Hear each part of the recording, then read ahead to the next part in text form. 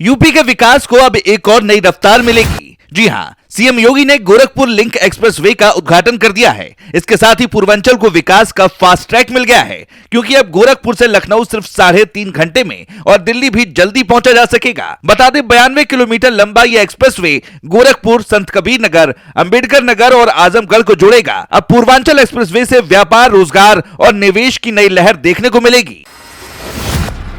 इस बीच यूपी के 20 से ज्यादा शहरों में बारिश ने दस्तक दे दी है। लखनऊ, सीतापुर और अमेठी में लगातार पानी बरसा, जिसके बाद सड़कों पर जल जमाव देखने को मिला। अमेठी में तो एसपी ऑफिस तक तालाब बन गया और फायर ब्रिगेड को पानी निकालना पड़ा। मौसम विभाग का कहना है कि अभी मानसून केवल पूर्वांचल के शहरों तक ही पहुंचा है।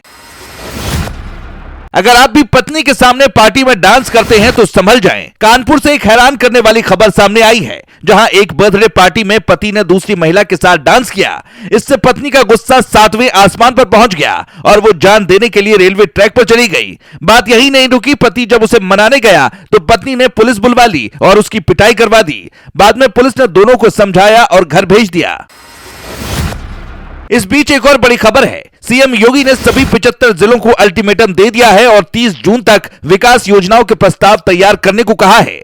बता दें, ये प्रस्ताव स्थानीय जरूरतों के आधार पर बनाए जाएंगे। इसके साथ ही हर जिले में पीडब्ल्यूडी की 18 प्रमुख योजनाओं के तहत काम होगा और 403 विधानसभा क्षेत्रों को कम से कम 2 से 3 योजनाओं का लाभ मिलेगा। योगी जी ने कहा कि स्थानीय जनप्रतिनिधियों की भागीदारी से ही शिलान्यास हो, ताकि जनता का भरोसा बना रहे।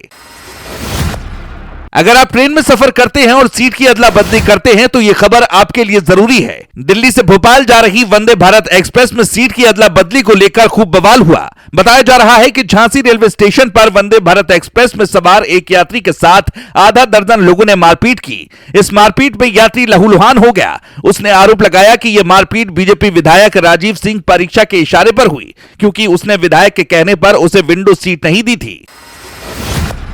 अगली खबर प्रयागराज की नैनी सेंट्रल जेल से जुड़ी है, जिसे सबसे सुरक्षित जेलों में से एक माना जाता है। वहां से चौंकाने वाली खबर सामने आई है।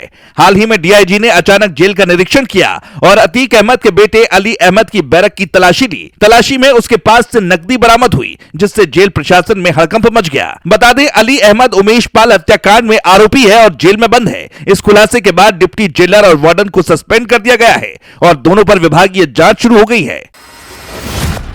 इस बीच गोंडा में एक हैरान करने वाला मामला सामने आया है। यहाँ एक पति ने अपनी पत्नी की शादी उसके प्रेमी से करवा दी। पति हरिश्चंद्र का आरोप है कि उसकी पत्नी करिश्मा ने उसे जहर देकर मारने की कोशिश की थी, लेकिन वो बच गया। उसने कहा कि अब मैं इसे खुद से आजाद कर रहा हूँ ताकि ये अपने प्रेमी के साथ रहे। पत्नी का कहना है कि उसकी शादी जबरन करवाई गई थी, जबकि प्रेमी ने कहा कि वो इस रिश्ते से खुश है। बता दें, हरिश्चंद्र और करिश्मा की शादी 15 साल पहले हुई थी और उनके 2 बच्चे हैं। अब ये मामला इलाके में चर्चा का विषय बना हुआ है।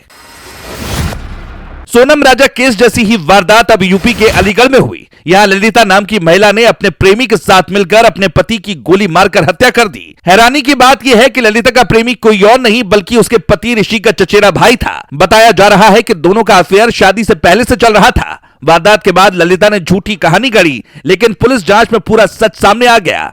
अब ललिता गिरफ्तार है और उसका प्रेमी फरार है। गांव के बेटे ने सैकड़ों जानें बचाई। जी हां, ये सच है। उन्नाव के दबोली गांव के सृजन मिश्रा ने अपनी हिम्मत से गुरुवार शाम को एक बड़ा रेल हादसा टाल दिया। बकरी चरा रहे इस युवक ने देखा कि रेलवे ट्रैक धंस गया है और उसमें दरार पड़ गई है। उसी समय कानपुर बालामऊ पैसेंजर ट्रेन आ रही थी। बिना डरे सृजन ने अपनी लाल टी शर्ट लहराकर ट्रेन को रुकवा दिया। ट्रेन रुक गई, पटरी की मरम्मत हुई और हादसा टल गया।